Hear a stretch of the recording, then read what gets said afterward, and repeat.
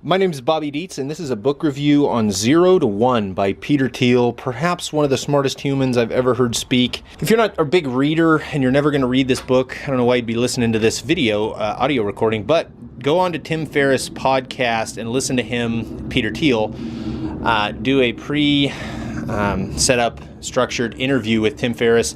You'll kind of get the idea on this book in 45 minutes or whatever it is. For those of you who are open to reading, I do recommend this book. It is spectacular. Peter Thiel is just like, you hear him specifically read what he's writing or hear him speak and just kind of immediately understand that he's way smarter than you. So, it's good to read. It's just, this is why I love books, because I can get inside a billionaire's mind and understand the way he's thinking about certain topics and making decisions and analyzing situations, because I can't go get a meeting with Peter Thiel, but I can apply some of the principles in his book to my life and my business. So let's dig in here.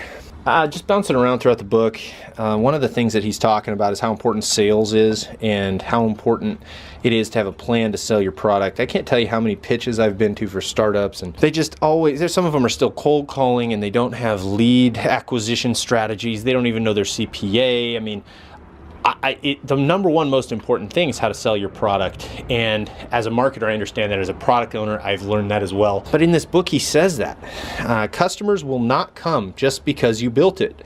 You have to make that happen. And it's harder than it looks. It really is. That's why Google ads, Facebook ads, there's so many agencies out there, is because companies need help. There's advertising, selling their products. But also, it's not just about DR. There's more than just direct response advertising out there. Look, he says, advertising doesn't exist to make you buy a product right away. It exists to enable subtle impressions that will drive sales later. And that's true. We need more than 3 touches to get somebody to convert today, right? And we can do that with retargeting and email. It's not a big issue. The reason I'm so in love with that brief statement is the book that I'm just finishing up now, Influence. It talks about the subtleties of the conscious mind taking actions and how they're impressioned by what you see and what you do. And it's so true that the subtleties of advertising are so effective. If you are just even running a brand campaign, getting in front of people, that can be the thing that puts your brand top of mind if they decide they like you. But you just can't do that if you're not prepared to figure out how to sell your product. And if you're out there listening to this, looking for something to get you over the hump to start spending money on digital marketing or out of home, whatever it is, read the book.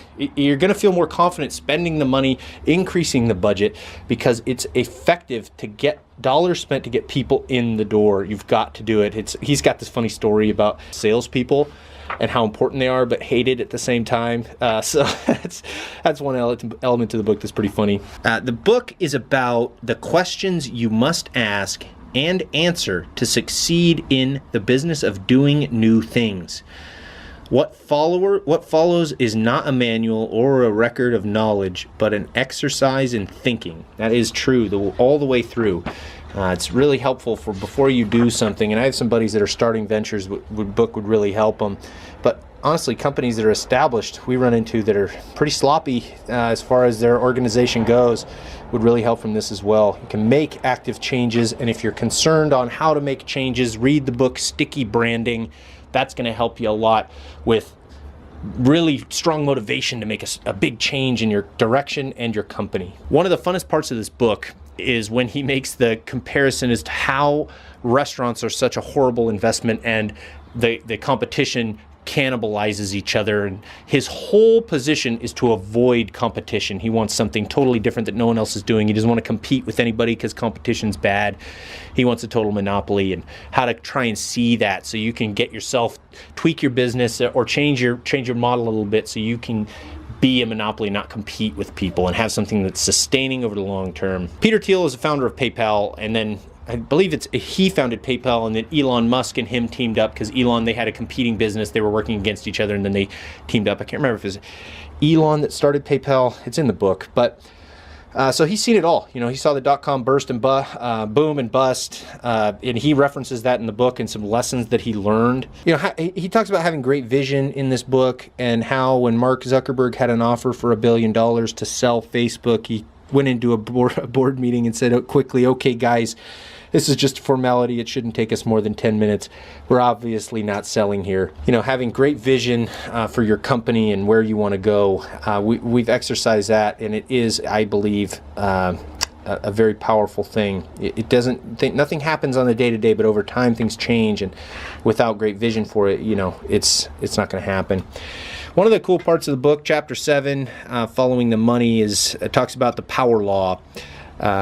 It's so named because exponential equations describe severely unequal distributions, is the law. How to put yourself in the position and avoid competition, he talks about.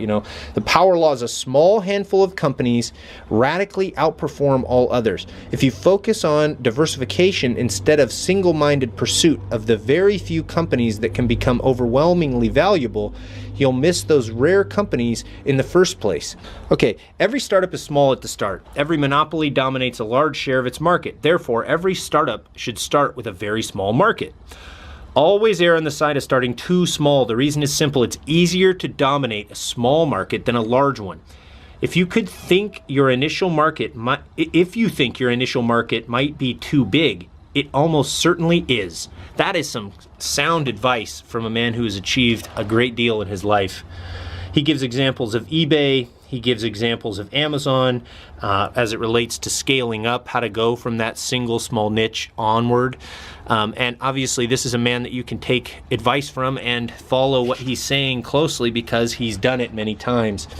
All in all, really great book. He gives, one last thing, is his 7 principles for a successful startup. Let me see if I can find that. In chapter 13, Seeing Green, he gives his 7 questions that every business must answer in order to be successful. Obviously, the engineering question, can we create breakthrough technology instead of incremental improvements? To the timing question, is now the right time to start your particular business? The monopoly question, are you starting with a big share of a small market? The people question, do you have the right team? The distribution question, do you have a way to not just create but deliver your product? The durability question, will your market position be defensible 10 and 20 years into the future? And the secret question, have you identified a unique opportunity that others don't see? This book is about how to get those things clear in your mind and have new vision for your company. This was a book review of 0 to 1 by Peter Thiel, and I highly recommend it. My name's Bobby Dietz. Thanks for listening to this book review. We'll see you in the next one.